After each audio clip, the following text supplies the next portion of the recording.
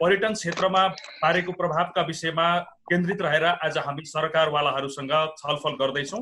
Tourism बोर्डले के गर्दैछ यसका विषयमा, यो न्यूनीकरण कम गर्नका लागि अन्य व्यावसायिक सङ्घ सङ्गठनहरूका समस्याहरू के छन् लगायतका विषयमा केन्द्रित रहेर आज हामी छलफल गर्दैछौँ। छलफलका लागि हामीसँग नेपाल टुरिज्म बोर्डका CEO doctor Dhananjay Regmi sir हुनुहुन्छ, अनि सँगसँगै होटल सङ्घ नेपाल हानकी अध्यक्ष सृजना राणाजी हुनुहुन्छ, trekking agencies association of Nepal टानका अध्यक्ष खुम सुवेदी सर हुनुहुन्छ। उहाँहरू सबैलाई हार्दिक स्वागत छ। म सुरुवातमा बोर्डको सिइओ सरबाटै सुरुवात गर्न चाहन्छु। कोभिड-19 ले पर्यटनमा पारेको प्रभाव न्यूनीकरणका लागि हामीले लगभग करिब 1 महिना अगाडिदेखि छलफल जारी राखेका छौँ। अहिले के भइराखेको छ सिइओ सर, प्रक्रिया कहाँ पुगेको छ, हामी के गर्दैछौँ, के सक्यौँ, अलिकति जानकारी गराइदिनुहोस् न। हजुर, हामीले चाहिँ अहिले आजको दिनसम्म पर्यटन क्षेत्रमा के कति प्रभाव पारेछ त्यसको एउटा एसेसमेन्ट गरेर हामीले मन्त्रालयमा त्यो सम्पूर्ण डिटेल बुझायौँ र मन्त्रालयले पनि त्यो डिटेलको आधारमा त्यो डिटेल कलेक्सन गर्नलाई फेरि एउटा कमिटी गठन गर्यो, जसमा केएनको डिजी साहब, त्यहाँको सहसचिव र मलाई पनि राखिएको थियो र हामीले फेरि पुनः त्यसमा अझ डिपली वर्कआउट गरेर कतिपय डाटाहरूको अभाव थियो त्यसमा हामीले आफैले पनि केही कलेक्ट गर्यौँ र त्यसलाई चाहिँ केही हदसम्म त्यसले साथ दियो। त जुन भनिदिएको थियो यति रोजगारी छ, यति लगानी छ भन्ने, त्यसमा चाहिँ त्यसलाई सपोर्ट गर्ने हिसाबले हामीले फेरि अलिकति दरो हिसाबमा त्यो आफूले राखेको मागहरूलाई चाहिँ अर्थ मन्त्रालय पठाएका छौँ र बेसिकली भन्दा 3टा कुराहरू छ त्योभित्र। एउटा कुरा चाहिँ 20 अरबको एउटा प्याकेज नभइकन अहिलेको टुरिज्म इन्डस्ट्रीलाई माथि उठाउन सकिँदैन। 2 नम्बरमा हामीले इन्ट्रेस्ट जति वर्षको इएमआई तिर्ने पिरियड छ त्यसलाई 2 देखि 3 वर्ष चाहिँ लम्ब्याउनु पर्छ र 1 वर्षसम्म सकेसम्म कसैलाई पनि सकेसम्म तपाईँको चाहिँ यो इन्ट्रेस्ट अथवा इएमआई नतिर्ने व्यवस्था हुन सक्यो भने त्यसले सपोर्ट गर्छ भनेका छौँ। अब यो 3टा कुरालाई हामीले अगाडि सारेका छौँ। त्योसँग अरू चाहिँ साना छन्, अब रोजगारी क्रिएसनमा अब सानो यो व्यवसायीहरूलाई चाहिँ बिना धितो कर्जाका कुराहरू छन्, त्यो भित्र समेट्न धेरै कुरा समेटिएको छ। अब यसलाई कुन हदसम्म ब्याङ्कबाट चाहिँ के अरे अर्थ मन्त्रालयबाट सम्बोधन हुन्छ त्यो कुर्न बाँकी छ। उहाँहरू नि काम गर्दै हुनुहुन्छ, तर इमिडिएट राहतको रूपमा जस्तो राष्ट्र ब्याङ्कबाट हिजो 2% इन्ट्रेस्ट रेटमा त्यसै घटाइदिने भन्ने कुरा आयो होइन। अब हामीले चाहिँ बरु अब यसमा के हुन्छ 2% ठुल्ठुलो इन्डस्ट्रीलाई जान्छ। टुरिज्म इन्डस्ट्री भनेको आज पनि नेपालमा ठुलोले चलाएको एउटा सानो एउटा भाग छ भने धेरै अरू जुन आश्रित छन् तिनीहरू सानो इन्डस्ट्री सानो स्केलमा व्यापार गरेर बसेका पनि छन्। उनलाई पनि एड्रेस हुन सक्ने गरी अझ राम्रो केही प्याकेज आउनुपर्छ भन्ने छ होइन। अब कतिले लोन नल्या होला, रेगुलर आम्दानी थियो, उनीहरूलाई पनि एड्रेस हुनु पर्यो। गाइडहरू जसको चाहिँ लगानी छैन तर त्यहाँबाट रोजगारी पाइरहेको थियो उनीहरूलाई एड्रेस हुनु पर्यो। त्यस्तो खालको प्याकेज पनि हुनु पर्यो भन्नेमा छ। अहिलेको अवस्था यही नै छ। म हाम्रो हानको अध्यक्षज्यूबाट जान्छु। हामीले क्षतिको विवरण सङ्कलन गरेर टुरिज्म बोर्डमा बुझायौँ। माननीय मन्त्रीज्यूहरूलाई नि यहाँहरू भेटिरहनु भएको छ। हामीले क्षतिको स्पष्ट विवरण, एकमुष्ट विवरण सङ्कलन गर्नका लागि किन ढिला भइराखेको छ म्याडम? यो हामीसँग भएका जति पनि सदस्य होटलहरू छन् उनीहरूको क्षतिको एकमुष्ट विवरण सङ्कलन गरेर पठाउनका लागि व्यावसायिक सङ्गठनहरूबाट पनि जागरुकता नदेखिएको जस्तो, आफ्नो क्षति पनि देखाउनका लागि पनि अलिकति हिलचक्राइ गरेको जस्तो भइराखेको छ देखिन्छ मार्केटमा। के भन्नुहुन्छ म्याडम यसमा? अब मलाई चाहिँ के लाग्छ भनेदेखि नि यो कमी कमजोरी चाहिँ नि अहिले गर्ने होइन कि यो तथ्याङ्क हेर्ने, यसले गर्दाखेरि अर्थ मन्त्रालयलाई पनि धेरै ढिलाइ भयो। अब एनटिबीको सिइओ पनि यसमै धेरै टाइम दिनु पर्यो। यसको तथ्याङ्क चाहिँ नि कमजोरी के भन्दाखेरि सिस्टमको कमजोरी हो। लगानी कति, होटलहरूको कर्मचारी कति भनी गभर्मेन्टको निकायहरूमा तलब खाएर जनताको ट्याक्स मनी लिएर बसेको छ नि त मन्त्रालयहरूमा होइन। भनेपछि त्यो तथ्याङ्क अहिले झिक्ने बेला हो र? जब क्याटास्ट्रोफी भयो त्यो बेलामा तथ्याङ्क झिक्ने होइन नि।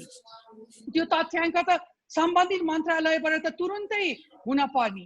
यो कमी कमजोरीले गर्दाखेरि अर्थ मन्त्रालयमा पनि प्रब्लम परेको देखि मैले। एनटिबीको सिइओको पनि धेरै टाइम यही स्टेटिस्टिक बटुल्नलाई नै लागिरहेको छ। र अर्को म तपाईँलाई के पनि भन्न चाहन्छु भने अहिलेको सिचुएसन लकडाउनमा हामी मिटिङहरू गर्नु सक्दैनौँ होइन। त्यही भएको भएर हानको तर्फबाट हामीले दिने तथ्याङ्क दिइसकेको छौँ, तर होटल एसोसिएसनको मेम्बर्स मात्रै लगानीकर्ता होइन नि त नेपालमा। यहाँ त अरू नेपाल बाहिरको पनि कतिवटा छ, प्रदेशको कतिवटा होला। सो म के भन्छु भने यो कमजोरी चाहिँ गभर्मेन्टको हो। गभर्मेन्टले सिस्टममा बसेर काम गर्नुपर्छ र सम्बन्धित मन्त्रालयले तथ्याङ्क के हो भनेर त्यो रेडी राख्नुपर्छ। तथ्याङ्कका कुरा गर्दाखेरि हामीसँग भएका होटलहरू 300 भन्दा धेरै मेम्बरहरू छन् म्याडम। ती होटलहरूको क्षेत्र कति हो अहिले? अब अहिले मैले यसो अप्रोक्सिमेटली हेर्दाखेरि चाहिँ नि महिनामा 1 अरब 80 करोड जस्तो देखिन्छ होटल एसोसिएसनको तथ्याङ्कबाट चाहिँ त्यति जति महिनामा क्षति हुने देखिन्छ अहिले। राष्ट्र बैंकले हिजो सरले सीओ सरले अघि भन्नुभयो 2% का कुरा छन्, 10% चालु कर्जाको कुरो छ। त्यो अहिलेको अवस्थामा त्यो पर्याप्त हो कि अझै बढाउनु पर्ने देखिन्छ कि यो अहिले तत्कालको लागि त्यति नै पर्याप्त हो भन्ने के छ यहाँहरुको धारणा म्याडम? अब म चाहिँ तपाईलाई के भन्न चाहन्छु भने मैले यो जब यस्तो यो अब यो क्याटास्ट्रोफी सिचुएसन आइलाग्यो जुन हामी चाहिँ रेडी नै थिएनौं। 2020 भिजिट नेपाल यतिका टुरिस्टहरू नेपालमा भित्रिन्छ भने जुन सपना देखिएको थियो त्यो सपना त चकनाचुरै भइहाल्यो हैन। त्यसमाथि पनि यो टुरिज्म व्यवसाय चाहिँ नि छुट्टै व्यवसाय हो। लकडाउन खोल्ने बित्तिकै अरू इन्डस्ट्रीहरू तुरुन्त उनीहरूको इन्डस्ट्रीहरू चालु हुन्छ भनेदेखि अहिले चाहिँ नि प्लेन पनि नआउने बाटोबाट पनि नआउने भन्दाखेरि 2020-2021 सम्म त टुरिज्ममा 1 रुपैयाँ पनि के भन्छ त्यो एक थोपा पनि आउने सम्भावना देखिँदैन हैन। सो अब हामीले चाहिँ धेरै वर्कसपहरू गरेर हामीले यसलाई 3टा विभाजन गरेको छ। एउटा चाहिँ हाम्रो कर्मचारीलाई कसरी एड्रेस गर्ने, एउटा चाहिँ अब हाम्रो ठुलठुलो होटल नयाँ होटलहरू अहिले खोलेको उनीहरूको लोन धेरै छ, उनीहरूले त्यो लोन कसरी तिर्ने भन्ने एउटा समस्या। दोस्रो समस्या पुरानो होटलहरू जहाँ चाहिँ उनीहरूको आम्दानीको 45% चाहिँ कर्मचारीको तलबमा जाने किसिमको होटलहरूले चाहिँ कर्मचारीको व्यवस्थापन कसरी गर्ने, उनीहरूलाई कसरी यो सिचुएसनमा हेल्प गर्ने भन्ने त्यो भयो हैन। त्यसको लागि चाहिँ म के भन्छु भने गभर्नमेन्ट इम्प्लोयर र इम्प्लोइ तीनटै जनाको सहभागिता हुनुपर्छ। यस्तो सिचुएसनमा यहाँबाट यो समस्यालाई यो इन्डस्ट्री बचाउनपट्टि जानुपर्छ। यहाँ चाहिँ कर्मचारी र लगानीकर्ताको झगडा पार्ने स्थिति ल्याउने होइन गभर्नमेन्टले। उनीहरू तीनैजनालाई चाहिँ समस्या एउटै हो, तिनीहरू तीनैजनाको भनेर त्यो किसिमको काउन्सिलिङ हुन पर्यो। त्यो बाहेक अब तथ्याङ्क तपाईले भन्ने हो भने अरू पनि छ। हाम्रो प्रतिनिधित्व गर्ने हाम्रो नेपाल टुरिज्म बोर्ड हो। मैले टुरिज्म बोर्डलाई पनि दिइसकेँ, सीसी कपी अरू मन्त्रालयहरूलाई पनि दिइसकेँ। यसमा लोन फाइनान्सिङ, लोन रिसेड्युलिङ, रिकन्स्ट्रक्सन, अब तपाईले उहाँले पनि भन्नु भइसक्यो इन्ट्रेस्ट छ। अब त्यो बाहेक अब गभर्नमेन्टले लिने ट्याक्सेसहरू, यो घर जग्गाको ट्याक्स पनि यसपालि हामीलाई 3000-4000% बढाइदिएको छ। अब त्यसमा पनि मिलाउने, बिजुलीमा पनि अलिकति सहुलियत दिने हैन।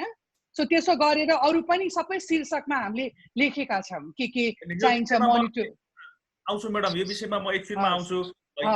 यही प्रक्रियामा म खुमसरबाटमा जान चाहन्छु। हाम्रो पदयात्रा व्यवसाय जसरी अगाडि बढ्ने एउटा अपेक्षा थियो भिजिट 2020 ले गर्दाखेरि त्यो सपना त अब स्थगितै भइसक्यो। अब कोभिड-19 को कारणले गर्दाखेरि पर्यटन क्षेत्र सबैभन्दा बढी धाराशायी बनेको, सबैभन्दा बढी क्षति बिहोर्नु परेको भनेर यहाँले भनिरहनु भएको छ। खुमसर हामीले बिहोरेको क्षति के हो र चाहेको के हो?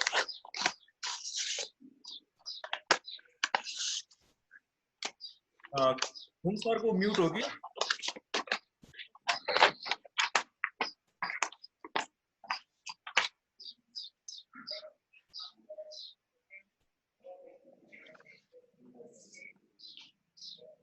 मैले खुमसरलाई प्रश्न गर्छु। ल धन्यवाद निरजी। हाम्रो पूर्ववक्ता नेपाल टुरिज्म बोर्डको सीओ सरले पनि आफ्नो विषयवस्तुहरू केही पस्किसक्नुभयो। सृजना म्यामले पनि धेरै कुराहरू राखिसक्नुभयो। अब हामी टुरिज्मभित्र थुप्रै किसिमका एसोसिएसनहरू छौँ र सबै एसोसिएसनको आफ्नै स्पेसलाइज छौँ।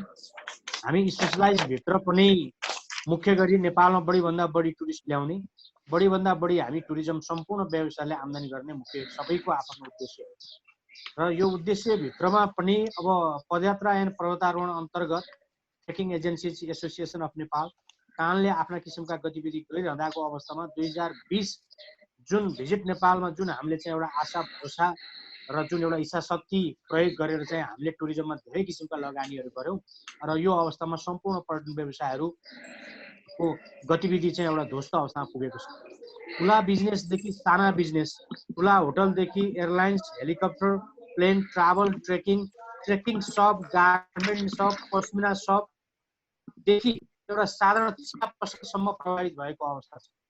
यो अवस्थामा चाहिँ हामीले चाहिँ अघि पूर्ववक्ताज्यूहरूले भनिसक्नु हो, ब्याजका कुराहरू भइसक्यो। हाम्रो अनुरोध भनेको हुन त उहाँहरूले बुझाइसक्नुभयो, अझै पनि हाम्रो अनुरोध के छ भने अर्थ मन्त्रालयलाई बजेट बन्ने क्रममै हुँदा हाम्रा व्यवसायलाई 2% ब्याज प्रवाह गर्नै पर्यो। 2 वर्षपछि मात्र तिर्न सक्ने वातावरण बनाउनै पर्यो र लोन रिसेड्युलिङको अवस्था त छँदैछ, त्यसलाई पनि हेर्न जरुरी छ। यदि बिजनेस व्यवसाय बचाउने हो भने साँच्चै टुरिज्मलाई चाहिँ आफ्नो नजिकको आँखाले हेर्ने हो।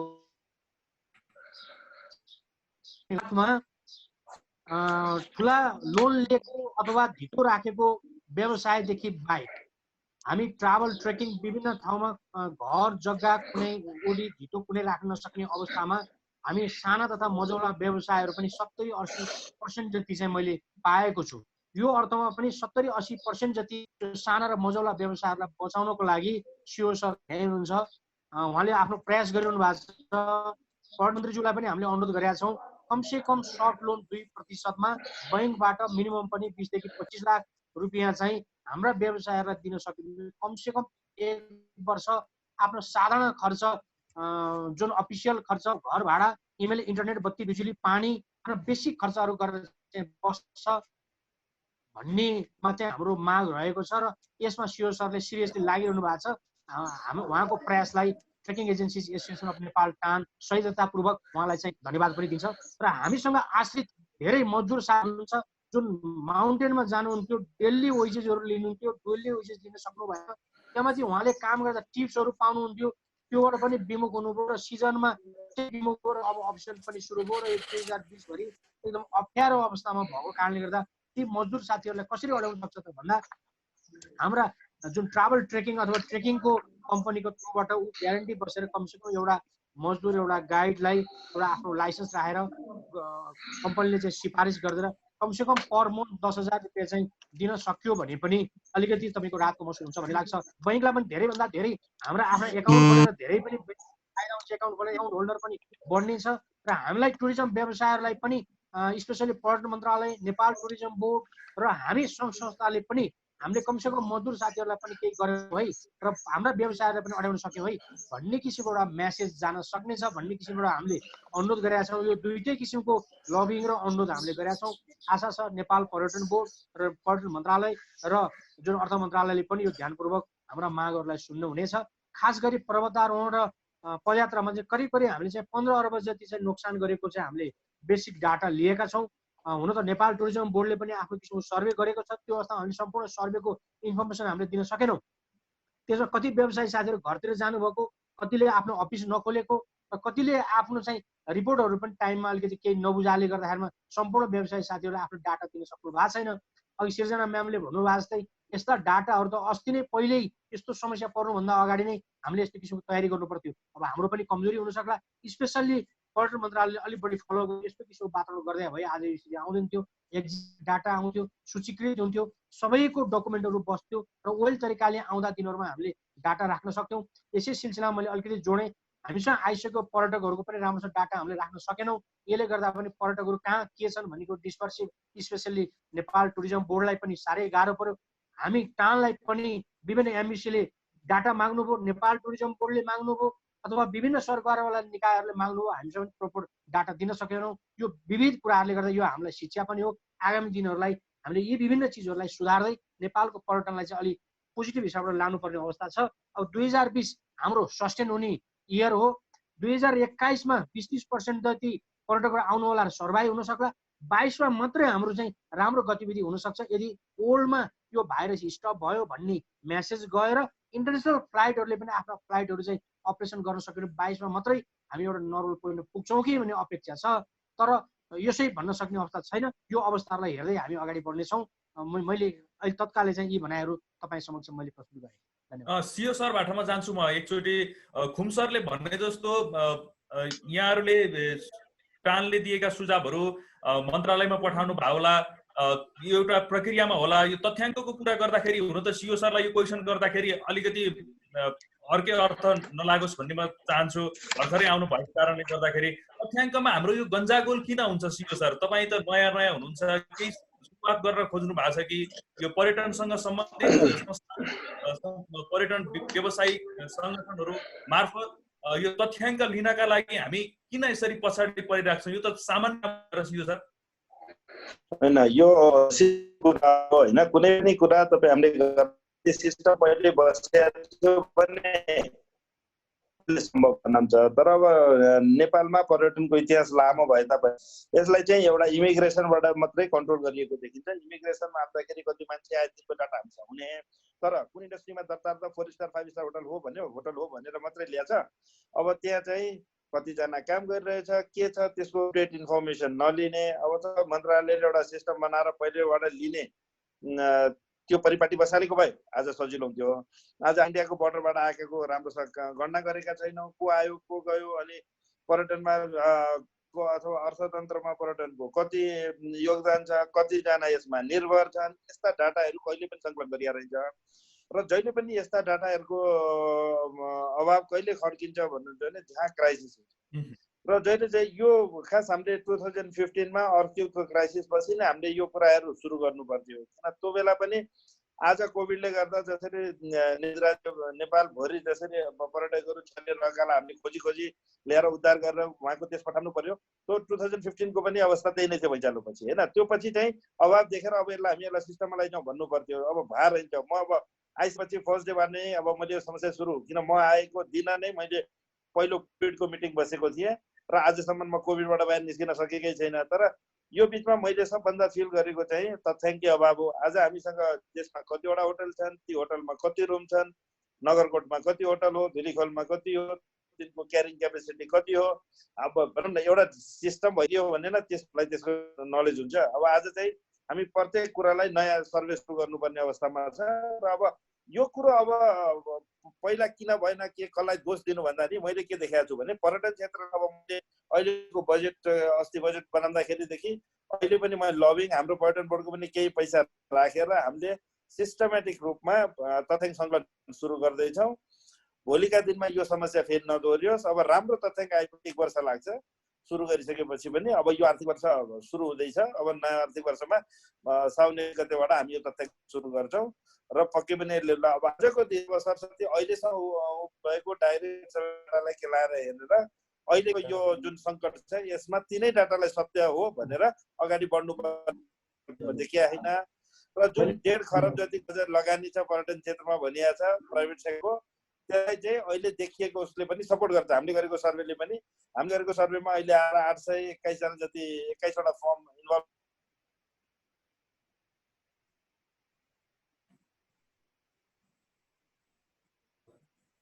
इन्टरनेटमा समस्या हो जस्तो लाग्यो सरको।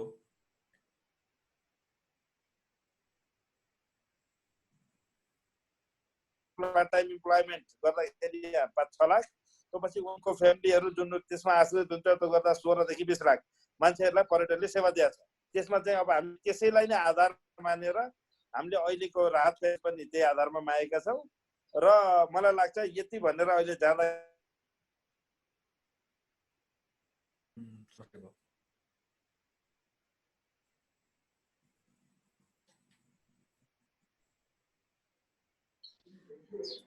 हेलो हजुर सर प्लिज। हजुर कहाँ पुगे तपाईँ कहाँसम्म सुन्नुभयो मलाई थाहा भएन, म अलि डिस्कनेक्ट भयो जस्तो लाग्यो मलाई। म त्यही भन्दै थिएँ तथ्याङ्कको अब कहाँसम्म यहाँले सुन्न सक्नु भएको थियो, म बोल्दै गएछु डिस्कनेक्ट भयो जस्तो लाग्यो। हामीले चाहिँ 20 लाख परिवारलाई चाहिँ पर्यटन क्षेत्रले पालेको छ भन्ने समस्या बुझियो। हजुर हजुर त्यहाँसम्म छ भन्ने हिसाब त्यसैलाई नै आधार मानेर अहिलेको हामीले जुन अगाडि प्याकेजको लागि रिक्वेस्ट गरेका छौँ त्यही कुराहरूलाई आधार मानेर नै गरेका छौँ। प्रत्यक्ष रोजगारी 5-6 लाख, त्यसमा अब आश्रितको जनसङ्ख्या 20 लाख, 16 देखि 20 लाख भन्ने हिसाब हो। त्यही हिसाबले चाहिँ अब माग गरिएको छ। अब चाहिँ सुधार्नुपर्छ। अब जुन अहिले यो लेसन लर्न गरिएको छ यसबाट चाहिँ अब तथ्याङ्क सिस्टमले आउनुपर्छ भन्ने हो। र अब हामीले ढिलो तथ्याङ्क भएन यो भएन भनेर पर्यटन क्षेत्रलाई हामीले अवहेलना गर्ने अथवा ढिलाइ गर्ने अवस्थै छैन। इमिडिएटली नै हामीले त्यही भनेका छौँ, सक्दो छिटो प्याकेजहरू लिएर आउनुहोस्। त्यही भएर होला गभर्मेन्टले कहिले चैतको यो महिनाको भाडा नलिनु भन्ने, कहिले आएर चाहिँ 2% लगाइदिए खालका अलिकति पूर्णता प्राप्त नगरेका केही न केही कुराहरू राहत अगाडि आइरहेको र मलाई लाग्छ सबै प्याकेज चाहिँ अब हामीले तपाईँको बजेटबाट नै सम्बोधन गर्न खोजे जस्तो बुझ्दैछु म होइन। हामीलाई पनि अब यसको सम्पूर्ण वा होइन, म त्यस कुरोमा म बुझ्ने प्रयत्न। बजेटसम्म पुर्नका लागि ढिला हुँदैन सियो सर? होइन, यस्तो छ अब लकडाउनको अवस्था, लकडाउनबाट निस्किने बित्तिकै हामीले रोजगारीहरूको व्यवस्था गरेका छौँ। कतिपय अब होटलहरू जुनले पहिल्यैदेखि 10% चार्ज उठाएकोले पनि 1-2 महिना उहाँहरूले पनि आफ्नो तर्फबाट कर्मचारीहरूलाई केही हदसम्म धान्न सक्ने अवस्था छ। तर कतिलाई धान्ने, कसरी अगाडि जाने त्यसलाई प्लान गरेर छिटो आए त्यति राम्रो हुन्थ्यो। अब भन्दै पनि अब राहत प्याकेज लिएर आउनलाई गभर्मेन्टलाई के समस्या भयो मैले राम्रो बुझिराखेको छु, तर केही नै होला, तर छिटो आओस् भन्ने चाहना छ। अब 1 महिनाभित्र त यसै पनि पुग्ने आउने बेला नै भइहाल्छ। तर त्योभन्दा पहिला नै आउनु पर्नेमा हामीले प्रेसर दिने काम तर्फबाट आएका छौँ। हामीले अब डाइरेक्टली गएर फाइनेन्स मिनिस्ट्रीलाई यसो र उसो भन्न नमिल्ने र हामीले चाहिँ हाम्रो लाइन मिनिस्ट्री, हाम्रो पर्यटन मन्त्रालयमा हाम्रो तर्फबाट सशक्त रूपमा हाम्रा यी कुराहरू अगाडि राखेर यो छिटो चाहियो भनेका छौँ र माथि कुरा हुँदैछ भन्ने र हुँदैछ भन्ने कुरामा जान्छु। यो राउन्डमा म फेरि एकचोटि आउँछु। यसभन्दा पछाडि म सहभागी साथीहरू, पत्रकार साथीहरूका प्रश्नहरू लिन्छु। नाफिस सूचना केन्द्रमा साथीहरूले लेख्न सक्नुहुन्छ, मलाई पर्सनललाई पनि पठाउन सक्नुहुन्छ र यो जुम च्याटमा पनि, यहाँ च्याट बक्समा तपाईँहरूले प्रश्न लेख्न सक्नुहुन्छ। म साथीहरूलाई यो आग्रह गर्न चाहन्छु। यतिखेर म खुम सरबाट पुग्छु एकचोटि यो राउन्डको अन्तिममा। खुम सर, हामीले यो लकडाउनको अवधिमा करिब 1000 जनालाई रोजगारी दिनका लागि भनेर हिमाल सरसफाई, यो ट्रेकिङ ट्रायल रुटहरू सरसफाई गर्ने भनेर अवधारणा पनि ल्याएका थियौँ नेपाल पर्वतारोहण सङ्घ, टान मिलेर। त्यो पनि अब सिजन लगभग सकिएको छ। यसपालि नहुने जस्तो देखियो। हामीले प्रेसर दिन नसकेर हो कि यहाँको लाइन मिनिस्ट्रीले वास्ता नगरेर हो कि के हो खुम सर? त्यो अलिकति क्लियर गरिदिनु न। ल, प्रश्नको लागि धन्यवाद। अब हामीले जुन हाम्रा मजदुर साथीहरूलाई जुन समस्याहरू सिर्जना भयो र त्यसमा हामी पनि त्यो समस्याभित्र सिर्जित छौँ। यो अर्थमा पनि हामीले अब अघि नै पसिसकेका छौँ। हामीले अनुरोध गर्ने भने पर्यटन मन्त्रालय डेफिनेटली हाम्रो प्रमोसन लगायतको विभिन्न विषयवस्तुमा इन्भल्भ हुने नेपाल टुरिज्म बोर्डलाई पनि हामीले अनुरोध गरेका छौँ। उहाँहरूले चाहिँ तपाईँको युएनटिपी लगायत विभिन्न संस्थाहरूसँग र एनटिबी सहकार्य गरेर टान, एनएमए लगायत मिलेर चाहिँ रोजगारीहरू सिर्जना गर्ने हो भन्ने किसिमबाट चाहिँ हाम्रा कुराहरू भइरहेछ। यो अर्थमा पनि नजिक पुग्न सकिएको अवस्था छैन। अब लकडाउनको अवस्था पनि छ। अब लकडाउन सकिने बित्तिकै अब हाम्रो वेदरको अवस्थाहरू कस्तो हुनसक्छ, हामीले कुन डेस्टिनेसनलाई चुज गर्ने, त्यो पनि महत्त्वपूर्ण कुरो छ। र त्यो डेस्टिनेसन चुज गरेपछि हाम्रा मजदुर साथीहरू कति उत्साहित हुन्छन्, उहाँहरूले पाउने ज्यालाहरू कति हुन्छन् र कुन कुन ठाउँमा जान सक्छन् र को क्यापेबल र कसले इच्छा राख्छ भन्ने किसिमको क्राइटेरिया बन्न त बाँकी नै छ। यो लकडाउन पछि यो क्राइटेरियाहरू बन्नेछन् र नेपाल पर्यटन बोर्डले एनएमए अथवा टानलाई त्यो अनाउन्स गर्नुहुनेछ र त्यो अनाउन्स गरेपछि हामीले हाम्रा मेम्बर एजेन्सी कम्पनीहरूलाई पनि फेरि आफ्ना मजदुर साथीहरूलाई चाहिँ यो क्राइटेरिया अनुसार चाहिँ आउनको लागि आह्वान गर्नुपर्ने हुन्छ भन्ने मैले लागेको छ। सायद क्राइटेरिया यस्तै हुन्छ होला जस्तो लाग्छ। त्यसको लागि नेपाल टुरिज्म बोर्डसँग फेरि लकडाउन पछि अर्को एउटा मिटिङ बसेर अब जाने फ्रेमवर्क त फेरि हामी बनाउला। अब हामीलाई 1000ले मात्रै पनि रोजगारी सिर्जना त्यतिले मात्रै नपुग्न सक्छ। कोही साथीहरू सोलुखुम्बु हुनुहुन्छ, कोही साथीहरू पोखरामा हुनुहुन्छ, विभिन्न डेस्टिनेसनहरूमा बसिरहनु भएको छ। ती साथीहरूलाई कुन ठाउँमा कसरी एडजस्ट गर्ने हो त्यो चाहिँ हामी छलफल गर्न बाँकी नै छ। अब यसमा हेरौँ नेपाल पर्यटन बोर्डले आफ्नो किसिमको गतिविधि गर्नुहुनेछ र हामीले पटक अनुरोध गरेका छौँ। नेपाल सरकारलाई, पर्यटन मन्त्रालयलाई पनि अनुरोध गरेका छौँ। उहाँहरूले त्यसप्रति चाहिँ उत्प्रेरित भएर अथवा सिरियस भएर यो महत्त्वपूर्ण छ भन्ने किसिमको उहाँहरूले बुझ्नुहुनेछ भन्ने मैले अपेक्षा गर्छु। म सृजना म्याडम भाटामा एकचोटि गएँ। श्रमिकका कुरा हामीले गर्दै थियौँ अघि। सृजना म्याडम, श्रमिकको व्यवस्थापन अहिले हामीले कसरी गरिरहेका छौँ म्याडम? अहिले होटलहरू पूर्णतया बन्द छन्, उहाँको पारिश्रमिकका कुरा छन्। यहाँहरूले चाहिँ श्रमिकका लागि भनेर राहत प्याकेजको माग गरेको पनि देखिएको छैन। अलिकति किन श्रमिकहरूलाई चाहिँ रोजगारदाताले वास्ता गरेनन् भन्ने खालको टिप्पणी पनि भइराखेको छ। म्याडम, क्लियर गरिदिनु न यो विषयमा। तपाईले मैले बोलेको सुन्नुहुन्छ? सुनिरहेछु म्याडम। ओके, सो अब श्रमिक हाम्रो त्यही त अब अहिलेको प्रब्लम के भन्दाखेरि एउटा चाहिँ नि इम्प्लोइ, एउटा चाहिँ इम्प्लोयर हैन, दुईटा इस्यु छ हैन। इम्प्लोयरलाई त्यही अब यो मोनेटरी सपोर्टको कुरा आयो भने इम्प्लोइजहरूलाई चाहिँ हामीले के गर्न लागेको छौँ भने सबभन्दा पहिला त जब यो सिचुएसन आयो गभर्मेन्टले 1 महिनाको तलब उहाँहरूलाई चाहिँ नटुटाइकन सबै दिनु भनी जुन आयो त्यसमा चाहिँ हामीले के सोच्यौँ भने ह्युम्यानिटेरियन ग्राउन्ड्समा पनि हामीले उहाँहरूको पुरा तलब दिन पर्छ भन्ने निर्णय गरेर हामीले 1 महिनाको तलब उहाँहरूलाई दियौँ हैन। अब आयो अहिलेको सिचुएसनमा जहाँ 1 रुपियाँ पनि तपाईलाई पहिला पनि मैले भनिसकेँ आम्दानी छैन, तर पनि के भने कर्मचारीलाई र लगानीकर्ता र कर्मचारी दुईटै बाँच्न पर्ने सिचुएसन हो नि हैन, एउटा मात्रै बाँच्ने हैन। सो त्यही भएको भएर चाहिँ हामीले के डिसाइड गर्यौँ भनेदेखि हाम्रो होटल सेक्टरमा चाहिँ 6 महिनाको सर्भिस चार्ज हुन्छ हैन। सो 6 महिनाको सर्भिस चार्ज अहिले वितरण भइसकेको छैन। सो त्यो पैसा हामीसँग इन्ट्याक्ट छ 6 महिनाको। त्यो भन्दा चाहिँ लगभग एकजनामा झन्डै 8,000 देखि 15,000 उनीहरूको महिनामा पाउने प्रविधि त्यो रेडी नै छ हामीसँग। त्यो बाहेक उनीहरूको तलबमा चाहिँ हामीले 12.50% हामीले दिन सक्छौँ भनेर सबैजना के अरे मेम्बर्सहरूले यो म्यान्डेट मलाई अध्यक्षको रूपमा मलाई यो म्यान्डेट दिनुभएको छ।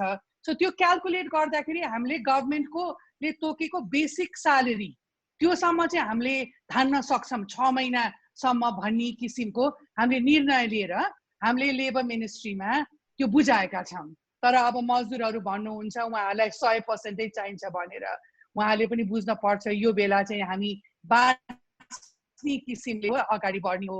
अहिलेको लडाइँ हाम्रो कसले कति दिने पुरै दिने यति दिने होइन कि हामीलाई माथिदेखि लगानीकर्तादेखि लिएर कर्मचारीले पहिला हाम्रो आम्दानीको कति % हामीलाई चाहिन्छ अहिलेको समस्या अहिलेको सिचुएसनमा बाँच्न पर्ने भन्ने आधारमा अगाडि बढ्न पर्छ जस्तो लाग्छ। हाम्रो कुनै पनि इन्टेन्सन छैन कि कर्मचारीलाई इग्नोर गरेर हामी अगाडि बढ्ने, किनभने एउटा इन्डस्ट्री बाँच्नको लागि अहिले त हामीले के सोच्न पर्छ भने हामीले हाम्रो इन्डस्ट्री कसरी बचाउने, त्यो बचाउनको लागि लगानीकर्ता र कर्मचारी दुईटैले रिस्पोन्सिबिलिटी लिनुपर्छ र गभर्मेन्टले पनि ल तिमीहरू दुईजनाको यो रहेछ यो सिचुएसन छ भने हामी यसमा अलिकति थप गर्छौँ भनेर ट्राइपार्टीकै एउटा फन्डिङ आयो भनेदेखि चाहिँ हामी अहिले यो 6 महिना चाहिँ त्यसरी अगाडि बढ्न सक्छौँ जस्तो लाग्छ मलाई। म्याडम धन्यवाद। हामीसँग अब यो करिब 4 मिनट समय छ, फेरि एकचोटि जोड्नु पर्ने हो सीताराम सर। हो निरजी र सम्पूर्ण गेस्टहरू अनि सहभागी साथीहरू पत्रकार साथीहरू, यो मिटिङ अहिलेलाई हाम्रो यो पहिलो सेसन यही सक्ने र तुरन्त 1 मिनट भित्रैमा फेरि हामी दोस्रो सेसन जुन हाम्रो प्रश्न उत्तरको सेसन हुनेछ, पत्रकार साथीहरूले यस बिचमा सोधेका प्रश्नहरू हामी गेस्टहरूबाट त्यसको जवाफ लिनेछौँ र म अहिलेलाई यो मिटिङ यहाँ इन्ड गर्न गइरहेको छु र तुरुन्तै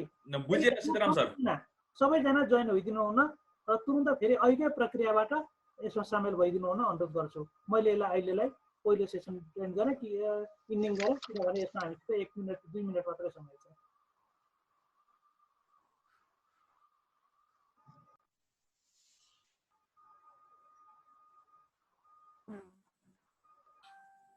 दिताल सर हजुर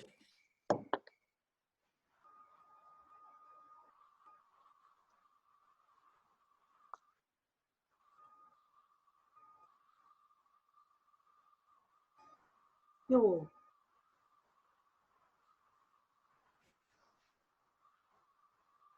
सेसनलाई होस्टबाटै रेकर्ड गर्नु पर्ला जस्तो छ। ल पर्सनल इनिसिएसनको अब सुरुवात गर्दैछु। अघि हामीले छलफल गर्यौं होटल संघ नेपालले आफ्ना कुराहरू राख्नु भएको छ, अध्यक्षज्यूले सरले आफ्ना कुरा राख्नु भएको छ, टानको तर्फबाट सरसफाइका कुराहरू हामी गर्दै थियौं। यो सिजन सकिन लागेको, अब फेरि अर्को सिजन कुर्नु पर्ने, 1000 श्रमिकहरूलाई चाहिँ फेरि रोजगारीमा फर्काउने जुन योजना थियो त्यसमा पर्यटन बोर्डले पनि एकदमै तादारुकताका साथ लाग्दै पनि काम भएन भनेर एनएमईले गुनासो गरिराखेको छ। सिओ सरबाट त्यसको अलिकति म जवाफ चाहन्छु अनि त्यसपछि हामी साथीहरूको प्रश्न लिन्छौँ। यो हिमाल सरसफाई, यो ट्रेकिङ ट्रायल रुटहरू सरसफाई गर्ने यो सिजनमा लकडाउनको बेलामा भनेर हामीले एक किसिमको अवधारणा ल्याएका थियौँ, छलफल गरेका थियौँ एक चरणको। सिओ सर, यो किन पुरा भएन?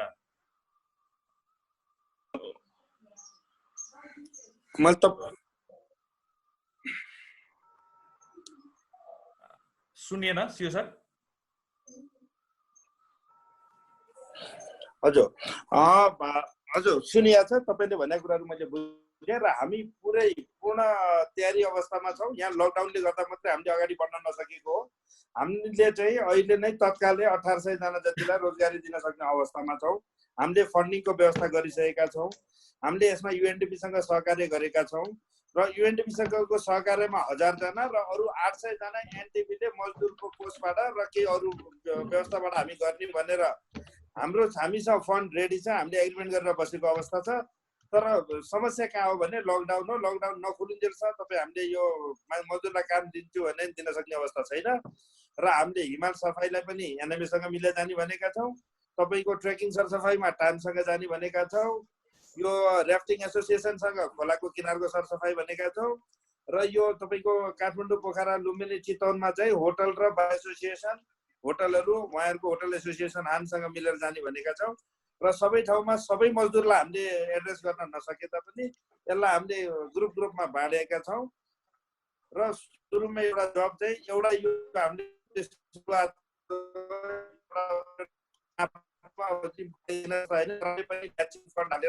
विभिन्न छलफल गरेर अन्तर्राष्ट्रिय मिलेर काम गर्नेमा चाहिँ सहयोग जुटाएका छौँ। तर समस्या हामीले जुटाइसक्दा पनि तपाईँको लकडाउनको अवस्थामा हुँदाखेरि यसलाई चाहिँ इम्प्लिमेन्ट गर्न नसकेको अवस्था हो। तयारी छ सबै कुरा रेडी छ। खुल्दाखेरि अब मौसमले त्यही किसिमको च्यालेन्ज गर्छ सिओ सर। अनि फेरि अब कति समयको एग्रिमेन्ट हो, पछि पैसा फेरि उहाँ दात्री निकायहरूले फिर्ता लैजाने पो हुन् कि त्यतातर्फ पनि हामीले ध्यान दिनुपर्ने होइन र? होइन, फिर्ता जाने भन्ने फिर्ता जान सक्ने होइन, फिर्ता जाने भन्ने कुरो छैन यसमा होइन हजुरको। अब यो हामी अब अलिकति मौसम चाहिँ अब मनसुनको नजिक हुँदै गएको छौँ, जसले गर्दा हाम्रो पहिलाको बुझाइ के थियो भने अब यो धेरै नलम्बिएला भन्ने थियो। तर अझ पनि मिल्यो भने हामीले एउटा यदि माउन्टेनतिर भएको मेन पावर जुन छ, अब यहाँबाट वहाँ लगेर काम हराउनुभन्दा माउन्टेनतिर भएको जस्तो सोलु भएकोलाई सोलु, कञ्चनजङ्घा भएकोलाई कञ्चनजङ्घा अन्नपूर्ण, हामी त्यहाँ चाहिँ अलरेडी हामी ग्रिन जोनमा छौँ। त्यस्तो केही समस्या नदेखिएको हुनाले हामी आजैदेखि सरसफाइमा लाग्न सक्छौँ कि भनेर पनि हामीले कुरा चाहिँ गरेका छौँ। तर अब यो अनुमतिको कुरा हो जुन पर्यटन बोर्डले दिएर हुने होइन, यो सरकारले दिनुपर्ने अनुमति हो। त्यो खालको भयो भने हामी अगाडि बढाउने पक्षमै छौँ। किनभने स्रोत नहुँदाखेरि हो के गरौँ भनेर हामीसँग स्रोत भएर अगाडि बढ्नलाई तयार भएर बसेको अवस्था छ। यसमा चाहिँ सरकारबाट चाहिँ अब मेरो विचारमा लकडाउन अलि फितलो हुन्छ होला अब यो पछिको अवस्थामा र हामी तत्कालै त्यसमा जान सक्छौँ। र यो रोजगारी भनेको धेरै लामो समयलाई होइन, हामीले 1 महिनाको रोजगारी दिन सक्ने अवस्था भयो भने पनि जुन हिसाबले माउन्टेनहरूको पेमेन्टहरू हुन्छ त्यसले उहाँहरूलाई केही महिनालाई चाहिँ अलिकति पछाडिसम्म सहयोग पुग्न सक्छ होइन। एटलिस्ट खाद्यान्न र किनभने ट्रेकिङ सिजनमा नि 3 महिनाको सिजन भयो भने नि मान्छेले रियलमा काम गर्ने भनेको 1 महिना जस्तो हुन्छ होइन। 1 महिनामा 2टा ग्रुपहरू मा काम गर्न सक्ने सम्भावना हुन्छ। अब पुरै पेमेन्ट चलेको पेमेन्ट दिने हो, त्यो बाहेकको चाहिँ अब हजुरको टिप्सहरू दिने नहुने हुनाले पक्कै पनि यसले धेरै त होइन, तर यो राहतको रूपमा एउटा चाहिँ इमिडिएट एक्सनको रूपमा अगाडि आएको कुरालाई त्यही हिसाबले स्वीकारेर अगाडि बढ्नुपर्छ। यो चाहिँ एउटा तपाईँको यो क्राइसिससँग लड्नलाई एउटा आएको चाहिँ एउटा छुट्टै खालको फन्ड हो। यसलाई त्यो अनुसारले अगाडि बढाउने र सबैमा सकेसको राहत दिने हो भन्ने चाहिँ सोचाइ हो। म अन्तिममा छु, साथीहरूको प्रश्नहरू म एकैछिन पछाडि लिन्छु। खुम सर, यो बिचमा केही भन्नु छ यहाँ यो पदयात्रा सम्बन्धित विषयमा केन्द्रित रहेर? अब खास गरी अब सिओ सरले धेरै कुराहरू राखिसक्नु भएको छ। अब हामीले मुख्य गरी चाहिँ हाम्रा मजदुर साथीहरूलाई बढीभन्दा बढी साथीहरूलाई रोजगारी सिर्जना गरेर यो क्राइसिसबाट म्यानेज गर्ने वातावरण नै सिर्जना गर्नुपर्ने र जुन व्यावसायिक मागहरू छ सिओ सरको थ्रुबाट भएको नै छ। यसमा सिओ सरले अलिकति ध्यानपूर्वक अझ बढी सिरियस भइदिनु मैले अनुरोध गरेँ। म्याडम सृजना म्याडम, मैले तपाईँलाई सरकै प्रश्न दोहोऱ्याएँ। केही अन्तिममा यो बिचमा पर्यटन बोर्ड मार्फत सम्बन्धित निकायसम्म पुर्याउनु पर्ने त्यस्ता केही सम्बोधन नभएका मागहरू छन् भन्ने राख्न सक्नुहुन्छ?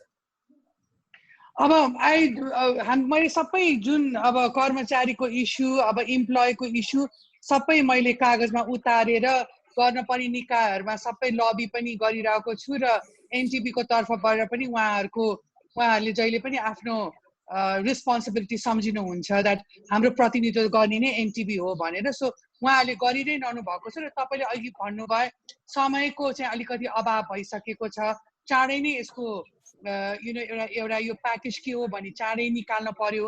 अरू मुलुकको नमुना पनि हेर्नुपर्छ, छिमेकी मुलुकहरूले के गरेको त्यो पनि हामीले अध्ययन गर्नु जरुरत छ, उहाँहरूले गरि पनि रहनु भएको छ।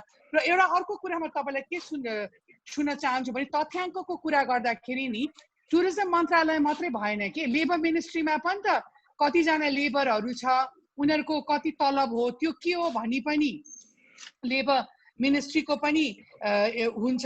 त्यहाँबाट कतिपय व्यवसायहरू चाहिँ नि यो लिगल नभएर सञ्चालनमा भएकोहरू पनि उनीहरूको पनि अलिकति हेर्नुपर्ने छ होइन। सो यो बेला यस्तो बेला हो, हाम्रो दुःखको घडी त छँदैछ, तर यो बेलामा हाम्रो कमी कमजोरी के हो र हाम्रो स्ट्रेन्थ पनि के हो भनिकन यसलाई इभ्यालुएट गरेर आउँदो दिनमा फेरि एकचोटि चान्स भनेको घरिघरि आउँदैन होइन। त्यो चान्स चाहिँ अहिले हाम्रो दुःखको घडीमा चाहिँ हाम्रो कमी कमजोरीलाई चाहिँ स्ट्रेन्थन गरेर अगाडि बढ्नुपर्छ भने म त सबैलाई त्यही भन्न चाहन्छु। मेरो चाहिँ जहिले पनि कन्सर्न यही नै हुन्छ। सिस्टम भनेपछि जब कुनै पनि कुरा सिस्टममा छैन भने हामीलाई जहिले पनि इस्युजहरू हुन्छ।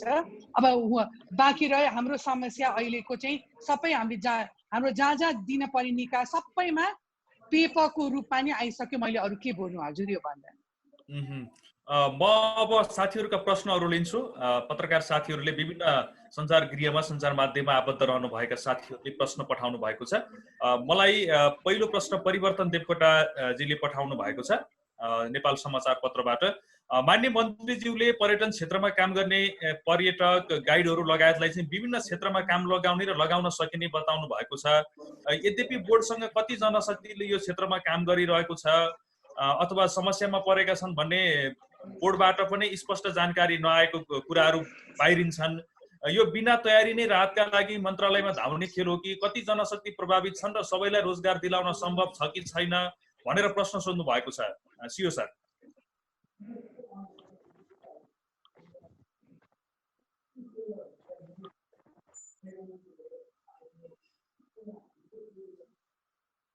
CO sir.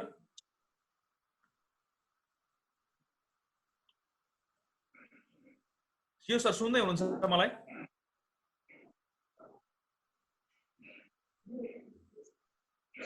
हजुर, यसमा चाहिँ सबैलाई भनेर खास भनेको मैले अहिले पनि भन्दाखेरि हामीले उठाएको डाटा एउटा छ। हजुर सुन्न सक्नुहुन्छ यहाँले? म सुन्दैछु, हजुरले मलाई सुन्न सक्नुहुन्छ? सुनिरहेछु सर। हेलो सुन्दैछौँ सर, प्लिज।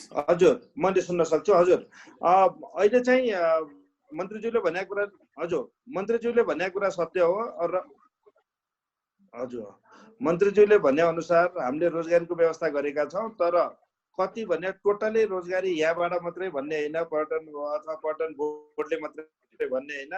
यहाँ पर्यटन विभाग छ, यहाँ पशुपति विकास कोषको छ, उता जनकपुर छ, उता लुम्बिनी छ, त्यहाँ पनि फन्डिङहरू छन् र यी विभिन्न ठाउँबाट चाहिँ कति सकिन्छ त्यति धेरै जब क्रिएट गर्ने भने हो। एयरलाइन्सले क्यानले आफ्नो तर्फबाट भनेको छ। त्यही भएर पर्यटनसँग सम्बद्ध जति पनि म्यान पावर छ उहाँहरूलाई जहाँ सम्भव छ त्यहाँ लगाउने भने हो। त्यो हिसाबले पर्यटन बोर्डले मात्रै 1800 जनालाई म रोजगारी दिन्छु भनेर हामी अगाडि सरेका छौँ र त्यसको हामीले आफ्नो तर्फबाट सबै तयारी गरेर बसेका छौँ। जुन दिन लकडाउन खोल्छ त्यो दिन हामी दिन सक्ने अवस्था छौँ। त्यस्तै अन्य क्षेत्रबाट नि गरेर अहिले मन्त्रालयको मातहतमा रहेको पर्यटनसँग आबद्ध विभिन्न सङ्घ संस्थाहरूबाट दिन सकिने जाहिर हाराहारी 3500 4000 को पुग्छ होला होइन। अब त्यो एउटा भयो, तर यसले सबै पुरै इन्डस्ट्रीलाई रिप्रेजेन्ट गर्न सक्दैन र त्यो रोजगारी बोल्दैन। त्यही भएर त्यसमा कतिपय अब प्राइभेट सेक्टरतिरबाट नि म्याडमले भन्नुभयो, सृजना म्याडमले हाम्रो तर्फबाट हामीसँग केही समयलाई उहाँहरूसँग पहिला उठाएर ल्याएको उहाँको सर्भिस चार्जको पैसा छ जसलाई लिएर उहाँहरूले सर्भिस चार्जको हामीबाट नयाँ जब, त्यस्तै अब अरू ठाउँबाट नि जब क्रिएट गर्दै गएर चाहिँ अहिले सस्टेन गर्ने हिसाबले अगाडि लाने हो। र अहिले हामी अर्को पनि कुरा के गर्दैछौँ भने सबैलाई अब सबै गभर्मेन्टले नै रोजगारी दिन सक्ने ग्यारेन्टी नै गर्न सक्ने अवस्था कहीँ पनि रहँदैन, किन सरकार आफैमा नि समस्या छ। त्यही भएर हामी के भन्दैछौँ ब्याङ्कहरूलाई यसमा इन्भल्भ गराएर फर्महरूलाई सहुलियत ऋणको कुरा गर्दैछौँ हामी, जसमा चाहिँ कुनै पनि धितो बिना उहाँहरूको कम्पनीको रजिस्ट्रेसन र उहाँहरूको ब्याङ्क ग्यारेन्टी जुन पहिला ट्रेकिङ कम्पनीहरू प्रायः लिन्छ त्यसको लिनुपर्ने हुन्छ, त्यसको आधारमा उहाँहरूलाई सहुलियत ऋणको व्यवस्था गरियोस् भनेका छौँ। त्यो भएपछि उहाँहरूले आफ्नो मार्फतका कर्मचारीहरूलाई आफ्नो अन्डरबाट राख्न सक्नुहुन्छ। अर्को अझ एउटा प्रस्ताव, कर्मचारीहरू आफैलाई लाइसेन्सको भरमा चाहिँ केही दिने भनेकोमा त्यो ब्याङ्कहरूसँग मेरो इनिसियल अहिलेको कुरा गराइमा चाहिँ उहाँहरूले अलिकति यो भन्दा सम्बन्धित कम्पनी मार्फतै जाँदाखेरि सकिन्छ कि बरु यसमा कुरा गरौँ भन्ने कुरा गर्नुभएको छ। म विभिन्न अप्सनमा कुरा गर्दैछु, त्यसमा पनि कुरा छँदैछ।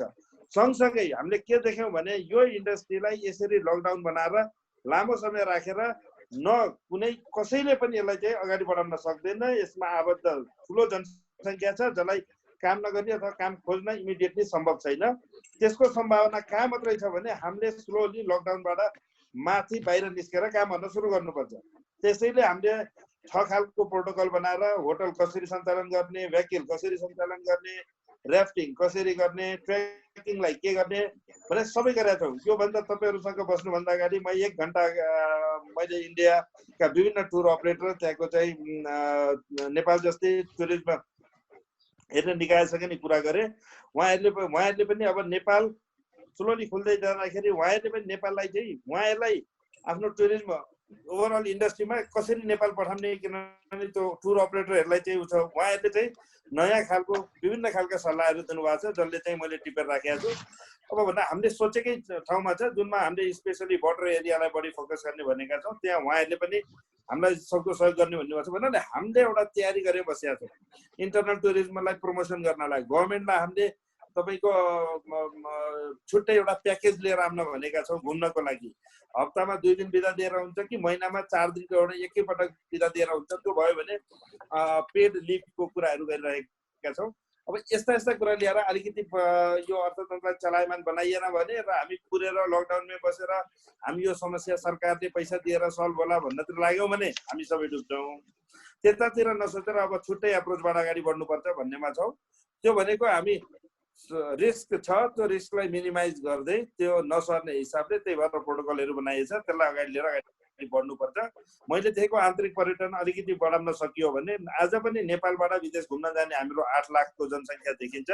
त्यो पनि नेपालभित्रै घुम्ने र हामीहरूले प्राइभेट सेक्टर गभर्मेन्ट सबैले चाहिँ आन्तरिक पर्यटनमा टेवा दिने हिसाबले प्याकेजहरू ल्याइयो, इन्सेन्टिभको कुराहरू गरियो भने यसले पक्कै पनि अर्थतन्त्र चलायमान बनाउँछ। त्यसो गर्दा गर्दै पनि ट्रेकिङ क्षेत्र अलिकति त्यसले छुन सक्दैन भन्ने जहिले पनि हाम्रो खुम्जीले भन्नुहुन्छ, किन नेपालीहरू अहिले पनि हाई माउन्टेन ट्रेकिङ नगर्ने त्यो बानी विकास भएन भन्ने।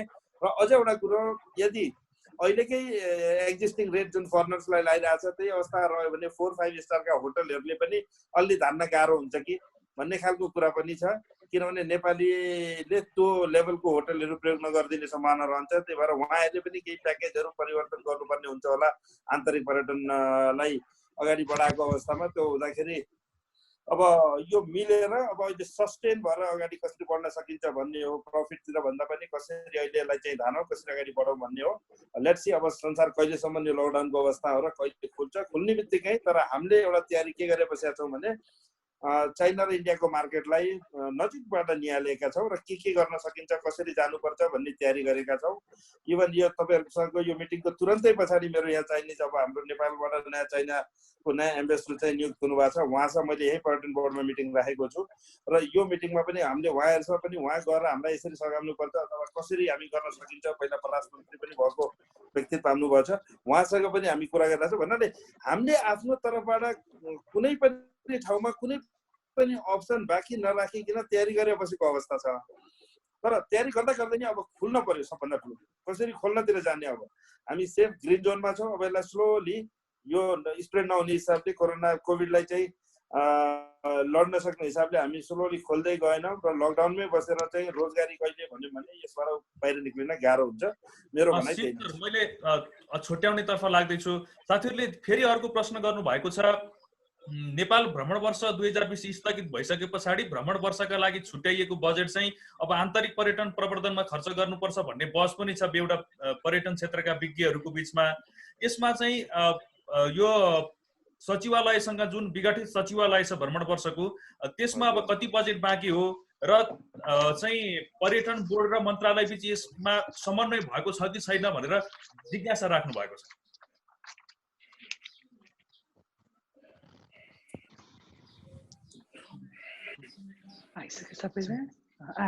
हजुर, अहिले चाहिँ सचिवालय बन्द भएको अवस्थामा उहाँहरूको आफ्नो फन्ड पनि सिद्धिएको अवस्था छ र उहाँहरूलाई खास गरेर नेपाल पर्यटन बोर्डले 10 करोड दिएर उहाँहरूले नै अब अन्तर्राष्ट्रिय स्तरमा VNY 2020 को प्रचार प्रसार गर्ने भन्ने खालको चाहिँ सम्झौता भएको रहेछ। सोही अनुसार अगाडि बढेको हामीले दिएको पैसा लगायत सरकारबाट लिएको 15 लाख गरेर टोटल 25 लाख रुपियाँ, सरी हामीले दिएको 10 करोड र सरकारबाट आएको 15 गरेर 25 करोड उहाँहरूसँग भएको र त्यो अब उहाँहरूले मलाई अहिले जानकारी गराउँदाखेरि मोरललाई सिद्धिएको र केही पेमेन्टहरू अझ गर्नलाई उहाँहरूलाई केही अरू थप बजेटको आवश्यकता रहेको कुराहरू जनाउनु भएको छ। त्यो बाहेक सरकारबाट दिने भनेको पैसाहरू केही पनि रिलिज नभइसकेको अवस्था र अहिले सरकार आफैमा पनि सबैतिर बजेटको अभाव भएको अवस्थामा हामीले यो सबै त्यो जुन पैसा रहेछ त्यसलाई पनि राहत प्याकेजमा जोडेर सबै इन्डस्ट्रीलाई हेर्ने हेरेर सरकार आइदिनुपर्छ भन्ने हो। अब त्यो भन्दा त्यही भएर अब सरकारले जे छ अब राहतको प्याकेजमै फोकस गर्नुपर्छ। हस् सर, थ्याङ्क यू। मैले खुम सर र सृजना म्याडमलाई एउटा सामूहिक प्रश्न छ। यो सरकारले चाहिँ आर्थिक क्षति न्यूनीकरणका लागि ल्याएको 2% को ब्याज छुट यो पर्यटन क्षेत्रका लागि पर्याप्त हो कि होइन, होइन भने अब अर्को आशा के राखेको छ पर्यटन क्षेत्रले भनेर टान र हानका दुवै अध्यक्षज्यूहरूलाई प्रश्न गर्नुभएको छ रातोपाटी.com बाट प्रयास श्रेष्ठले। खुम सर सुरुमा। हजुर, मैले धन्यवाद। पोइन्ट हजुर म्याडम म भन्नु है, को भन्नुहुन्छ म्याडम? मेरो अर्को मिटिङमा जाने भएर जाऊ म भन्नु कि खुम्जी भनेको? तपाईँ र म दुईटै मिटिङमा सँगै हो, ल सँगै छिटो छुट्याइहाल्नु। ए ल ल ल ल हजुर भन्नुहोस्। मेरो चाहिँ नि त्यही 5-6 वटा पोइन्टमा मैले लिएर आएको छु। एउटा चाहिँ त्यो 2% जुन तपाईँले भन्नुभयो त्यो पर्याप्त छैन, तैपनि उहाँहरूको एउटा सपोर्टको रूपमा आएको भएर त्यसले हामीलाई अलिकति आश्वासन दिएको छ होइन। अब मेरो चाहिँ यो पोइन्टमा एउटा चाहिँ जब रिटेन्सन फन्ड भन्छु म। जब रिटेन्सन फन्ड भनेको चाहिँ के हो भनेदेखि लगानीकर्ताले कति दिने होइन, अनि त्यसपछि अब हाम्रो त त्यो बेसिक स्यालेरी म्याच गर्न सक्छौँ भने जुन भन्यौँ त्यसमा चाहिँ गभर्मेन्टले जब रिटेन्सन फन्ड भनेर एउटा निकालिदियो भनेदेखि चाहिँ कर्मचारीलाई अहिले बचाउन सक्छौँ, हामीले व्यवसाय बचाउन सक्छौँ, कर्मचारी होइन कि व्यवसाय बचाउन सक्छौँ भनी भयो। अर्को चाहिँ नि त्यो मोरिटोरियम पिरियड लाई चाहिँ नि त्यो सुविधा प्रदान गर्ने नीतिगत निर्णय गर्नुपर्ने भयो होइन। अब यो सबै 4-5 वटा होटेलमा प्रदान गरेको कर्जालाई चालु पुँजी कर्जा सहितका होटेलहरूको अवस्था हेरी सहज ढङ्गले एवं न्यून शर्तले पालना गर्नुपर्ने, यस्तो गरेर 2 वर्षको लागि पुनर्तालिकाकरण वा पुनर्सञ्चालनको समीक्षात्मक व्यवस्था गर्नुपर्ने भयो है। अनि त्यसपछि गएर अब 2टा बाँकी छ मेरो। अर्को चाहिँ होटेलहरूको व्यवसाय पुनः सुचारू गर्न तत्काल आर्थिक राहतको लागि बिना ब्याजको अल्पकालीन कर्जा अथवा न्यून ब्याज दरको चालु पुँजी कर्जा प्रदान गर्नुपर्ने होइन। यो वर्किङ क्यापिटलमा कम्तीमा 1 वर्षको लागि सम्पूर्ण होटेलको हकमा ब्याङ्कले कुनै किसिमको थप शुल्क वा कर्जा लिन नपाइने व्यवस्था गरिदिनु पर्ने। यसै गरेर अरू पनि छ तर मुख्य चाहिँ यहीमा सीमित भएर गरियो भनेदेखि चाहिँ हामीलाई सजिलो हुन्थ्यो। धन्यवाद। Thank you madam. मैले अब यो प्रश्न खुमसरलाई मैले अघि राखेको थिएँ, कुराहरू यिनै होलान्। अब एउटा हाम्रो नाफिसका केन्द्रीय सदस्य समेत रहनुभएका निकेश जीले प्रश्न गर्नु भएको छ। अब यस्तो लकडाउनको छ, कोरोनाको महामारी पछाडि नेपालको पर्यटन क्षेत्र उकास्नका लागि के कस्ता गतिविधिहरू गर्नुपर्ने आवश्यकता छ, पर्यटन क्षेत्रका जानकारहरूबाट जवाफ चाहन्छु भन्नुभएको छ निकेशजीले। खुमसरबाट म यो जवाफको अपेक्षा गर्छु। ल धन्यवाद निकेशजी। जुन रूपमा चाहिँ हामीले चाहिँ यो जुन कुराहरू राखेका छौँ, मुख्य गरी अब यो कसरी उकास्न सकिन्छ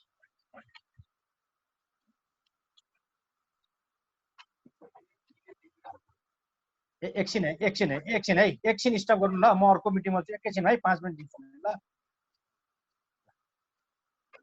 सरी है, म अर्को मिटिङ साथी अर्को आइसक्नु भएको डिस्टर्ब हो, सरी निरजी। अब यो खास गरी हामी विश्वमा पहिला कोरोना भाइरस स्टप हो भन्ने मेसेज आउनु पर्यो, त्यसपछि तपाईँको इन्टरनेसनल फ्लाइटहरूले फ्लाइट अपरेसन गरिदिन सक्नु पर्यो, त्यो अवस्थामा हामीले प्रमोसनका विभिन्न डकुमेन्टेसनहरू स्ट्राटेजी बनाइरहेछौँ र यो अवस्थापछि ओल्डमा चाहिँ हामीले आफ्नो किसिमको प्रचार प्रसार गर्नेछौँ। त्यसको लागि नेपाल सुरक्षित छ, कोरोना भाइरस मुक्त छ भन्ने मेसेज पनि नेपाल सरकारबाट दिनु जरुरी छ। त्यसपछि मात्रै हाम्रा टुरिज्मका गतिविधि हुन्छ भन्ने लाग्छ। अन्य हामीले चाहिँ लिनुपर्ने सुविधाको लागि अघि सृजना म्यामले भन्नुभएको जस्तै यो सम्पूर्ण पर्यटन व्यवसायको लागि हो, यो र त्यो भन्ने कुरो छैन। 2% ब्याजका कुराहरू छन्, रिसेड्युलका कुराहरू छन्, हामीले लिनुपर्ने राहतका कुराहरू छन्, यी सबैहरू समग्रमा एउटै छ। र खास गरी चाहिँ माउन्टेन टुरिज्ममा रहेको हामी चाहिँ trekking agency association of Nepal टानलाई चाहिँ मैले सिओ सरलाई अघि मैले अगाडि नै राखिसकेको छु। यो बैंकिङ रूपमा चाहिँ जुन हामीले गर्नुपर्ने चाहिँ जुन 20 लाख जतिको चाहिँ एउटा साना मझौला व्यापारीहरूलाई हेर्नुपर्ने एउटा कुरो त्यो छ भने मजदुरहरूलाई चाहिँ रोजगारी दिनको लागि चाहिँ लोन लिन र रोजगारी दिनको लागि पनि हामीले प्रस्ताव गरिसकेका छौँ। यही किसिमबाट चाहिँ बढ्ने किसिमबाट चाहिँ हाम्रो सिओ सरले अगाडि बढ्दाखेरिमा चाहिँ मलाई लाग्छ 1 वर्ष जति हामी चाहिँ एउटा सर्भाइभ हुने पोइन्टमा पुग्छौँ र त्यसपछि अवस्था सिचुएसन हेरेर हाम्रा आफ्ना स्ट्राटेजीहरू प्लानिङहरू र हाम्रा व्यवसाय कसरी बचाउने, मजदुरलाई कसरी बचाउने र ओल्डमा कसरी प्रचार प्रसार गर्ने भन्ने किसिमबाट चाहिँ हामी 1 वर्षपछि जाने चाहिँ प्लान गरिरहेका छौँ। अब मैले फेरि पनि सोधिहालेँ खुम सर, लकडाउन पछाडिको अबको हाम्रो पर्यटन नीति चाहिँ कस्तो हुनुपर्छ भनेर रोबिन पौडेलले बाराखरीबाट सोध्नु भएको छ। सुझाव दिन चाहनुहुन्छ, कस्तो सुझाव दिन चाहनुहुन्छ सरकारलाई? ल अब धन्यवाद। यो अब हामीले नेपाल टुरिज्म बोर्ड सरकारलाई हामीले पटक पटक भनिसकेका छौँ, यो 1 वर्षपछि अब 1 वर्षसम्म हाम्रो कुनै पनि गतिविधि हुनेवाला छैन। टुरिस्टहरू आउनेवाला आजको भोलि नै ब्याग बोकेर आफ्नो रुकस्याक बोकेर नेपाल आउने अवस्था छैन। यो अवस्थामा चाहिँ अगाडि जानको लागि नेपाल सरकारलाई हामीले विभिन्न किसिमको प्रस्तावहरू दिइसकेका छौँ। त्यही अनुसारको चाहिँ हामीले गरेका प्लान अनुसार चाहिँ जानुपर्ने चाहिँ नेपाल सरकार छ र नेपाल टुरिज्म बोर्ड छ र सम्पूर्ण हामी संस्था पनि एक तरिकाले चाहिँ नेपाल टुरिज्म बोर्डको रिभाइभ हुने किसिमबाट अगाडि बढ्ने किसिमबाट जानेछौँ। सीताराम सर, धन्यवाद। खुम सर, सिओ सर जानुभयो जस्तो छ होइन? निरजजी, म पनि अर्को मिटिङमा इन्भल्भ छु, हामी अन्तिममा पुगेका छौँ। अन्तिममा छौँ हामी। सीताराम सर, अब के क्लोजिङ गरौँ? अतिथिहरू व्यस्त हुनुभयो, क्लोजिङ गरौँ। अब क्लोजिङ गरौँ निरज, ल क्लोजिङ गरौँ अब। हस्, अतिथिज्यूहरू टुरिज्म बोर्डको सिओ सर, हानको अध्यक्षज्यू सृजना म्याडम, टानको अध्यक्षज्यू खुम सर लगायत आजको हाम्रो बहस छलफलमा उपस्थित भएर साथ दिनु अतिथिज्यूहरूलाई धेरै धेरै धन्यवाद दिन चाहन्छु। कार्यक्रममा उल्लेखित सहभागिता जनाउनु हुने पत्रकार साथीहरू, नाफिसका अध्यक्षज्यू, नाफिसका कार्य समितिका पदाधिकारीहरू, अन्य धेरै मिडियामा आबद्ध साथीहरू सबैलाई धेरै धेरै धन्यवाद दिँदै फेरि पनि आजको यो छलफलमा पर्यटन क्षेत्रमा कोभिड-19ले पारेका असरका विषयमा जानकारी आदान प्रदान गर्ने, सरकारसँग राहत प्याकेजका के सेवा जानकारी मूलक आजको यो भिडियो कन्फरेन्स। एकचोटि सबैजनाले भिडियो अन गरौँ न। अन्त्यको घोषणा गर्नका लागि सीताराम सरलाई अनुरोध गर्दै म निरोज थापा बिदा हुन्छु। नमस्कार। ल धन्यवाद निरजजी, तपाईँहरूले आज यो जुन कार्यक्रम सञ्चालन गर्नुभयो यहाँलाई धन्यवाद र उपस्थित सम्पूर्ण पत्रकार साथीहरूलाई, trekking agency association of Nepal टानको अध्यक्ष र सिङ्गो कार्य समितिबाट सम्पूर्ण पत्रकार मित्रहरूलाई आजको कार्यक्रम सञ्चालकहरूलाई धेरै धेरै धन्यवाद दिन चाहन्छु। धन्यवाद। मलाई पनि निम्ताउनु भएकोमा धन्यवाद है। खुम सर, सृजना म्याम र धनञ्जय सर लगायतका हाम्रा अतिथिहरू र सम्पूर्ण आजको यस कार्यक्रममा सबै साथीहरूलाई विशेष धन्यवाद, आभार र धन्यवाद प्रकट गर्छु। हाम्रो विशेष समाप्त भएको म जानकारी गराउन सक्छु। धन्यवाद सर, आइसक्नु भएको त फेरि